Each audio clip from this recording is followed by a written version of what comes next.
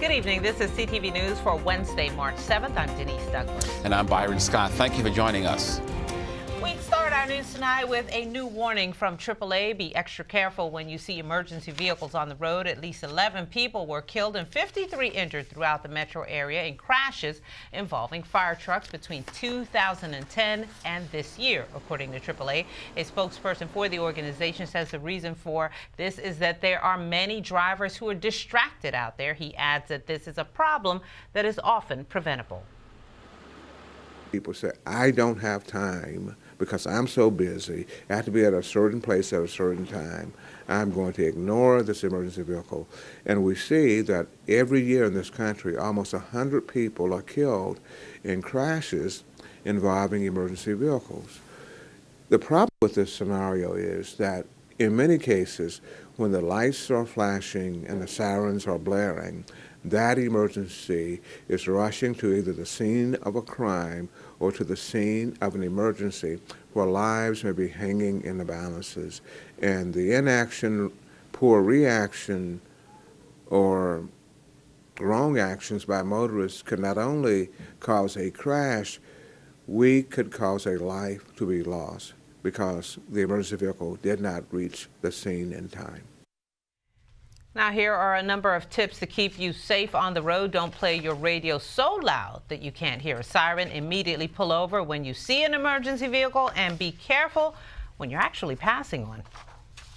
A local organization is working to protect a vulnerable age group from fraud. The Juanita C. Grant Foundation hosting a fraud awareness seminar at Oxon Hill Library this morning. Speakers included law enforcement experts. Organizers say the 50-plus age group is particularly susceptible to scams.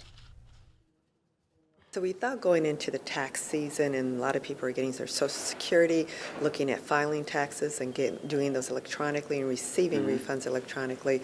This would be a good time to look at fraud as far as electronics, looking at how you can be more secure in receiving your Social Security, banking, and all those issues that affect the 50-plus group, particularly because it seems to be vulnerable to schemes, especially those perpetrated on the email process or text or by phone.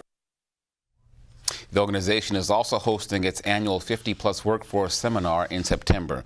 Well, today's nor'easter causing over 1,000 flights to be canceled out of Reagan National. Flights going to New York City, Philadelphia, Boston, Newark also canceled. This is the second nor'easter storm to hit the area, coming just days after a deadly windstorm causing power outages and downed trees. So far at National Airport, they have canceled 68 flights, BWI 47, and Dulles canceling 30.